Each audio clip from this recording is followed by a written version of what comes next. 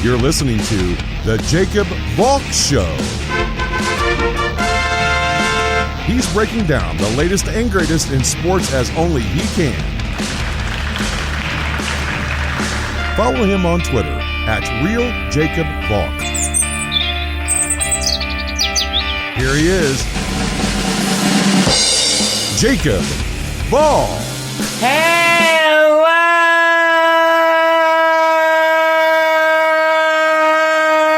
sports fans. Welcome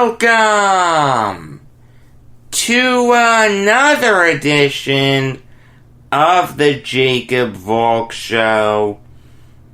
I am Jacob Valk, and it's time to start the trifecta by recapping the LA Chargers 2020 NFL Draft Class.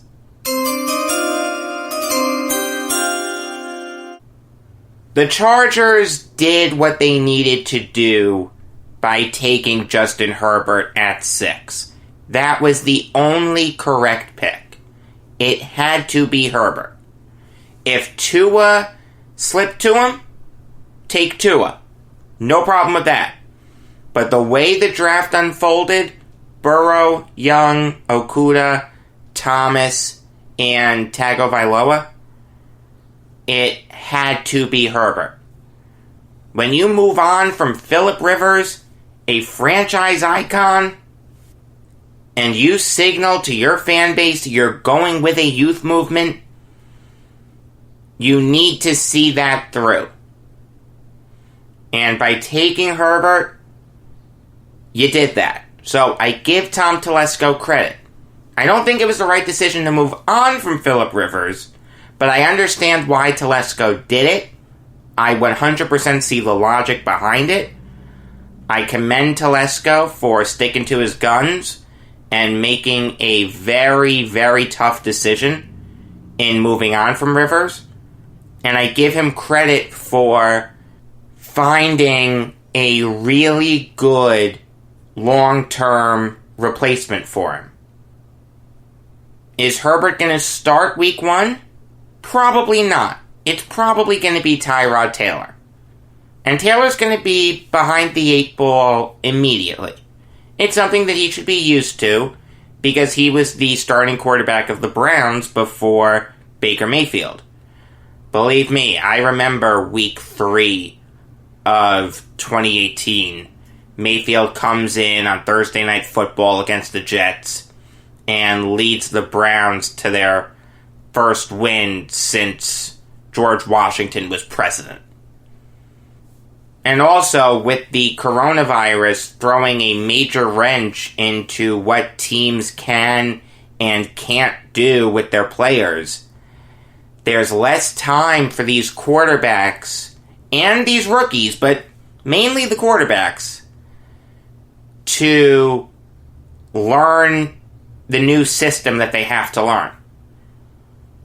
The only rookie quarterback that's going to start week 1 is Joe Burrow. I don't even think Tua is going to start week 1. I think it's going to be Fitzpatrick. Herbert is a prototypical quarterback. 6'6", 236, played really well at Oregon, didn't miss any games. He has great arm strength, a quick release, really good in the pocket, smart kid. Yeah, he has accuracy issues. I understand that, and maybe he didn't have the greatest year he could have last year at Oregon, but I think Herbert is going to be a Pro Bowler in this league. I'm really happy for Chargers fans, because this was the right way to move on from Phillip Rivers. But the Chargers followed that pick up with a really stupid one. And it's nothing against Kenneth Murray. Checks a lot of the boxes. jumped off the tape at Oklahoma, prototypical frame, didn't miss any games, smart kid, Lincoln Riley raved about him.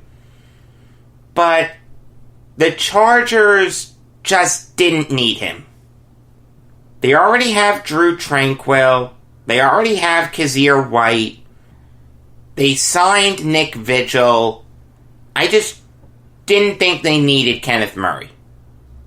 Having said that, though, when given the opportunity, Murray is going to do really well for the Chargers. Jack of all trades, master of some, fantastic against the run, great tackler, average everywhere else.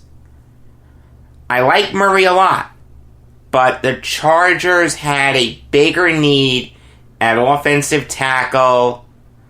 Josh Jones would have made perfect sense here. They could have even taken a wide receiver, and I would have been okay with it. Brandon Ayuk was sitting there. That would have made perfect sense. I wasn't crazy about the Murray pick. Didn't feel a need, but I like the player a lot. I had him as the 29th best player in this draft. And in the mock draft that I did with Nick, I had him going 21st overall. The Chargers didn't pick again until the 4th round, but they made the most of that pick. Joshua Kelly was a mid to late 4th rounder to me.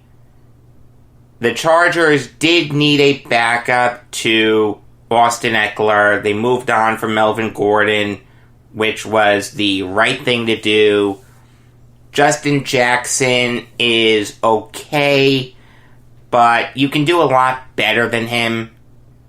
Kelly had a great year last year at UCLA. Rushed for over 1,000 yards and 12 touchdowns. Really good frame, smart kid, didn't miss a lot of games. In fact, I don't think he missed any games. The thing is, he's really bad in the passing game. That's why he was a mid to late 4th rounder to me. If he was a better pass catcher, yeah, I'd have bumped him up to the 3rd round easy. But he only caught 11 passes last year for UCLA. I understand that's not his fault. UCLA didn't do that a lot, but I have to punish him for that. I don't know how he's going to do as a pass catcher in the next level. And this is something that NFL teams want. They want their running backs to be able to catch the ball.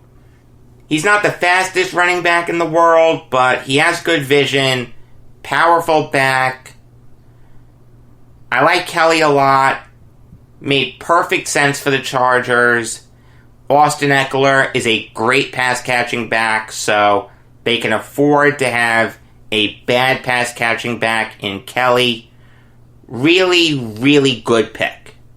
Joe Reed is going to be a solid player for the Chargers. Was great in special teams at Virginia. One of the most dangerous return men in the country. Really good frame. Plays with a competitive fire. He likes being on special teams. I like that a lot. He has home run ability, but he didn't show it at Virginia. I just didn't see enough in him. I wanted to rank him higher. I really did. But all I had was a late 4th round grade on him. I just didn't see a lot in him at Virginia. You know, I had to really scrounge to find his tools. Having said that, though, the Chargers did need another wide receiver. This was a really, really good steal. I like this pick a lot for the Chargers.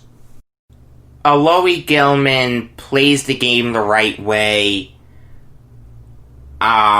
plays like a chicken with his head cut off, and I mean that in the nicest way possible.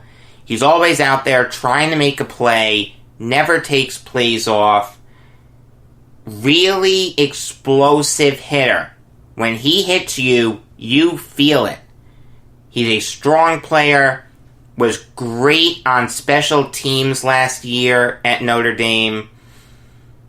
The thing is, sometimes his fire tends to bite him in the butt. He's not the smartest player in the world, so he makes a lot of mistakes. He's really impatient, takes bad angles, but he has all the talent in the world. Very coachable player. I like what the Chargers did in taking Reed and Gilman. They focused on special teams with those 2 picks. In the 5th and 6th round, you can do that. Those were really good picks. That fit Gilman's range perfectly to me. I had a 5th round grade on him. KJ Hill was one of, if not the biggest steal of the draft. ESPN had him as the 98th best prospect in this draft. He ended up going 220th overall. And I have no idea why he slipped that much. Great separation skills, great ball skills. The coaches at OSU raved about him. Played well at OSU.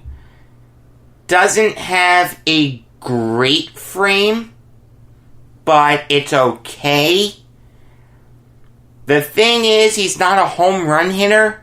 He's not a guy who's going to catch 40-yard passes down the field. He doesn't have that speed. He only ran a 4.640. But he has a ton of talent. To have gotten this guy in the 7th round was a huge steal. I had a late 3rd round grade on him, just like ESPN did.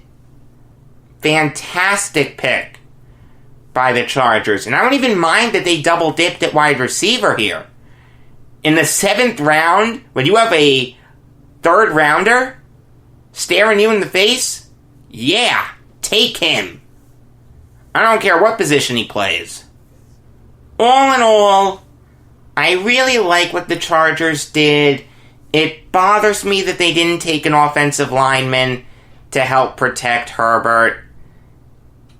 But for the most part, I love their draft.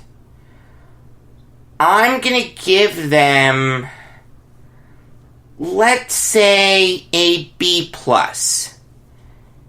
I was thinking of an A-, but I can't do that because one of their first rounders didn't fill a need.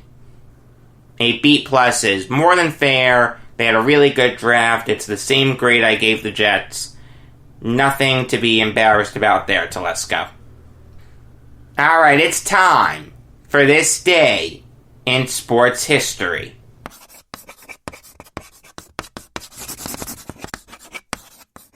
On this day, in 1874, Jack Chesbro was born. I remember sitting at WHPC before a show, and I was talking to a couple of my co-hosts before the show. And I don't know how, but we got on Chesbro. Well, I'm pretty sure I brought him up because my co-hosts didn't know who he was. And I asked them, how do you not know who this guy is? He's the leader in wins in a single season in American League history with 41. That record's not going to be broken. Ever. He did it for the Yankees. Well, technically the Highlanders. But he did it for the franchise you root for. How do you not know that? And they just stared at me like a deer in headlights. Man, I miss those guys. I'd say it's okay to not know who Chesbro is because he played such a long time ago, but you really should know who he is. I mean, the AL single season wins record, that's not an obscure record. This guy was one of the most dominant pitchers of his era. In his first couple years in the majors, he was good, but he was never great. He started off with the Pittsburgh Pirates. But then in 1901, he won 21 games, had a 2.38 ERA, started 28 games, completed 26 of them, and led the majors with 6 shutouts. The Pirates had the best record in the National League that year. They also had the best record in the National League in 1902, as Chesbro was the ace of that staff. Won 28 games, started 33 games, completed 31, led the majors with 8 shutouts, and was coming into his own as a pitcher. After the 2002 season, the rival American League started making big offers to NL stars. The Highlanders offered Chesbro a $1,000 signing bonus, which is just under $30,000 in modern money. The owner of the Pirates, Barney Dreyfuss, didn't want to release Chesbro, but Chesbro left him with no choice, so Dreyfuss relented. Chesbro pitched the first game in Highlanders history. So, some people will say that he actually pitched the first game in the history of the Yankee franchise. I mean, I learned it as in 1901 and 1902, they were the Baltimore Orioles. Then in 2003, they moved to New York and became the Highlanders. But recently, that's come under some fire, and those 2 Orioles years are excluded. So, depending on who you ask, Chesbro pitched the first game in Yankee franchise history. But Chesbro made that investment look really good. He won 21 games, started 36 games, completed 33 of them, had a 2.77 ERA, and pitched over 320 innings. Then, in 1904, Chesbro had his best year. The year that would cement him in the record books for eternity. He went 41-12 with a 1.82 ERA, started 51 games, completed 48 of them, and pitched over 450 innings. To put into perspective how incredible his 41 wins were, 2 pitchers tied for second in wins that year in the American League. Eddie Plank and Cy Young. They finished with 26 wins. Chesbro was 15 wins ahead of them. That is insane. The Highlanders had the opportunity to win the pennant. In the last game of the season, they were going up against the Boston Americans. You might know them as the Boston Red Sox. So, a little bit of foreshadowing there. In the 9th inning, Chesbro threw a wild pitch, which allowed the winning run to score thus giving the pennant to Boston. But most people said that should have been a passed ball, not a wild pitch. They blamed the catcher, Red Kleinow, for the Highlanders losing the pennant, not Chesbro. After that, he was good, but he was never great again. In 2005, he won 19 games with a 2.2 ERA. Good season, but not a great season, especially after he won 41 games and had an under 2 ERA. The year after that, he won 23 games, led the majors in games started with 42, but his ERA jumped up to almost 3.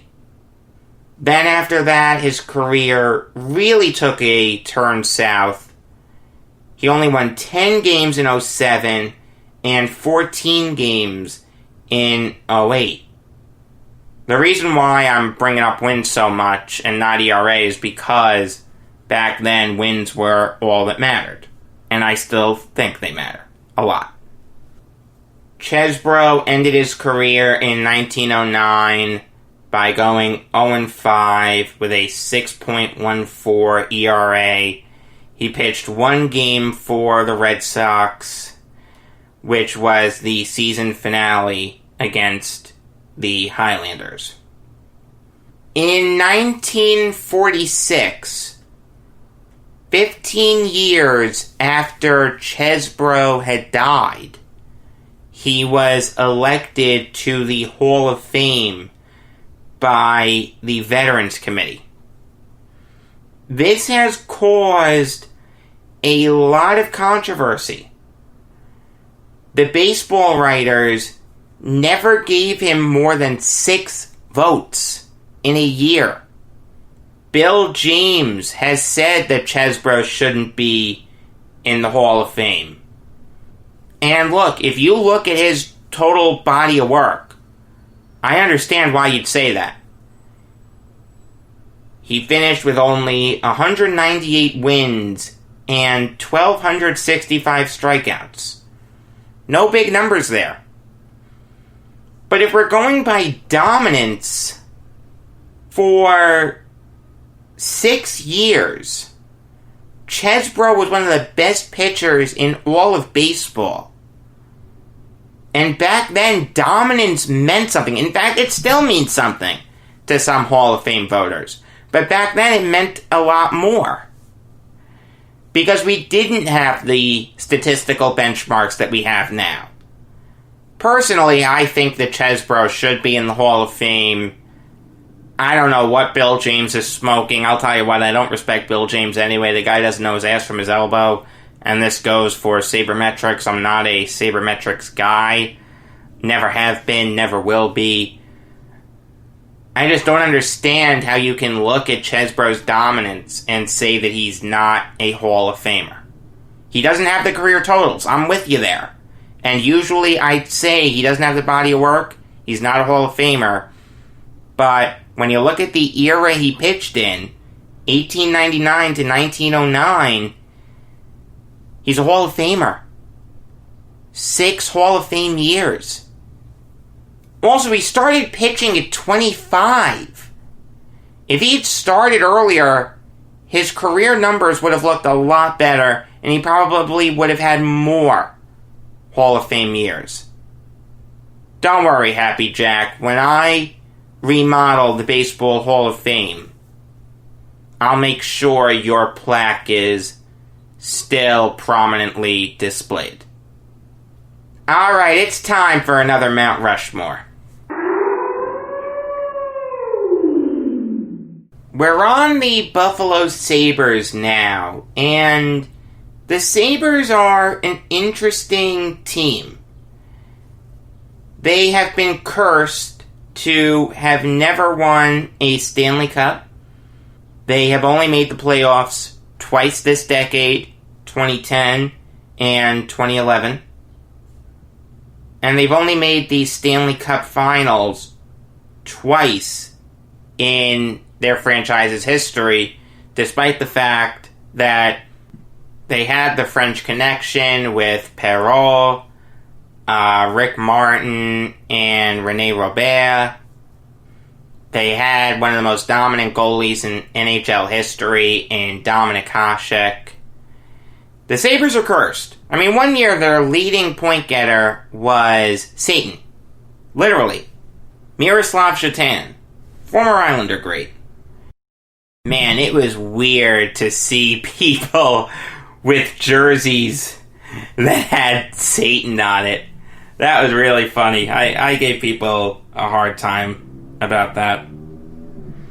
The correct Mount Rushmore is Gilbert Perrault, Dominik Hasek, Dave Andreychuk, and Ryan Miller. Perrault was the anchor of the French Connection, the best player on the 74-75 Sabres that went to the Stanley Cup Finals before losing to the Flyers in 6 games.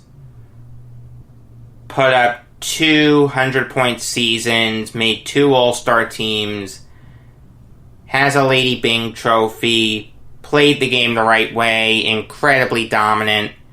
Perrault is the easy number 1. Dominik Hasek was, at one point, the best goalie in the NHL. A lot of bold type on the back of his hockey card. One of the most underrated goalies in NHL history. I feel like when we talk about the best goalie of all time, we talk about Brodeur, we talk about Patrick Waugh, we talk about Jacques Plante, we talk about Terry Sawchuk. We don't talk about the Dominator. And we should. Having said that, though, there's no argument that Brodeur and Waugh are 1-2 in that order. When Dave Andreychuk was playing, he was one of the most underrated players in the NHL.